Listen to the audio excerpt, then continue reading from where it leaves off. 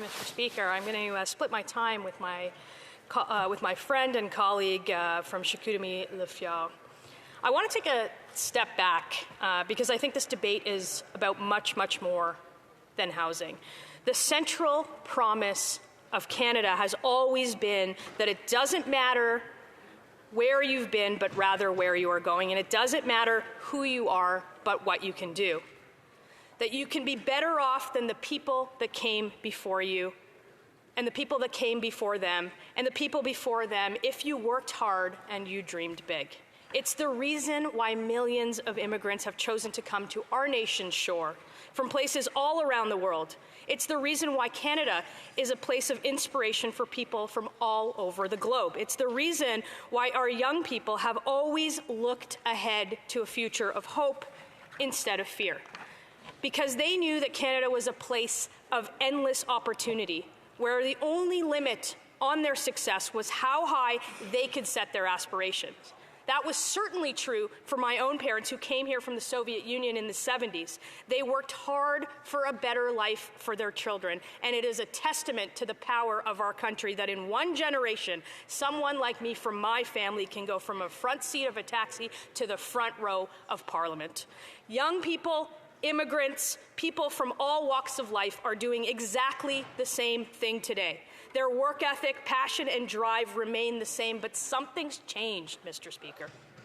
Despite doing everything right, despite doing everything we've asked of them, saving money, going to school, getting a job, they're falling further and further behind, and that dream is slipping away. And all you have to do is go back to any one of the ridings, any one of the 338 ridings represented by members of Parliament in this place to know that that is true.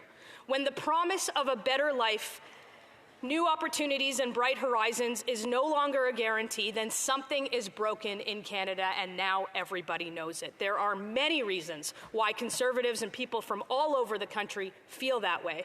From our ethics laws or broken ethics laws from the other side, to our bail systems, to our eye-popping national debt. But the embarrassing failure of this government to act to ensure housing affordability and availability for Canadians is one of the biggest failures of this generation. To afford the average home in Toronto, you need to make over $207,000 a year, but the median income in Toronto is not that, Mr. Speaker. That means that home ownership is nearly impossible for anybody to attain, not to mention recently arrived immigrants who can't work in their professions because of government gatekeeping and red tape, the students working part-time trying to complete their studies, or single parents just trying to make ends meet. And luckily, for the few that can afford a down payment on a home, the people who thought they'd make it out of the woods, well, they're no better off either, because all across the country, interest rate hikes caused by this Prime Minister's reckless spending are sending mortgage bills through the roof. In 2015, when the Liberals first formed government, the average monthly mortgage payment in Canada was $1,268. After 8 years, it's nearly $3,000. It's more than doubled, but our wages and our productivity have stagnated. Royal Bank now estimates that 62.7% of household income is needed to cover home ownership costs. That is the worst on record. It is unattainable. And what does that mean? Well, we only need to look around to see 1.5 million Canadians are in a food bank in a single month in this country. People are cutting back and skipping meals because they need to save more money just to keep their homes. Unprecedented financial anxiety and strain. In fact, 45% of variable mortgage rate holders have already said that they would have to sell their homes in 9 months or less. And that is not to mention, of course, 9 out of 10 young Canadians who do not believe that they will ever own a home in this country. I was always told that if you can't afford a home, you should rent a property until you can afford to buy something on your own. And I'm sure that many people were told the same thing. But even rentals are out of reach. In just 1 year, the average rent in Canada's 3 largest cities went up by 20%. On average, it grew by 10%.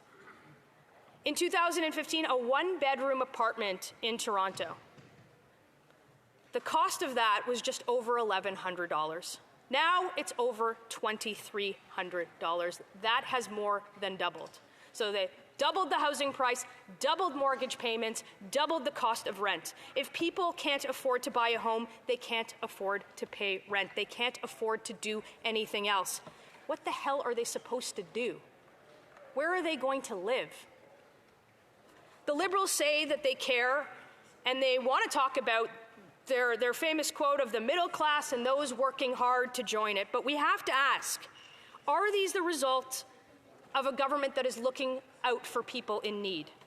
Who is benefiting from the cost of living crisis? The ordinary people who can't even find a place to live? Or is it that those who already have properties, investments, and assets in our biggest city? This is Canada. It is a G7 country. This is unacceptable, and everybody here should agree. Is this really the best we can do? That's the question for this debate. The Liberals say yes. They say that Canadians should be grateful. The Canadians have never had it so good. That making do with less, canceling your Disney Plus subscription, cutting back a little is the only thing that you have to do to solve all of your problems.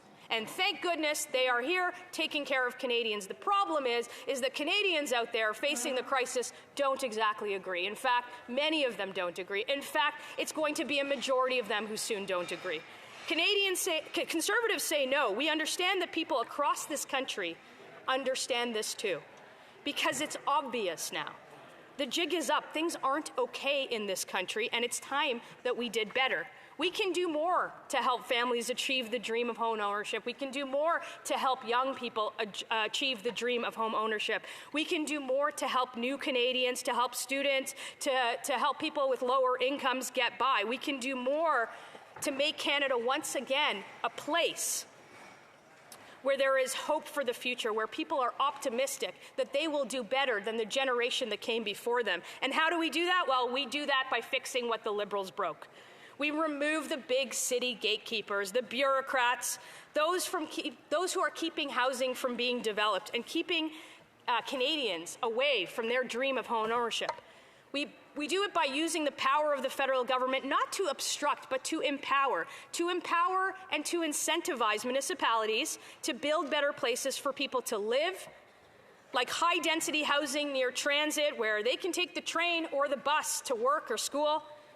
In British Columbia, you can get a permit to sell cocaine faster than you can get a permit to build a home.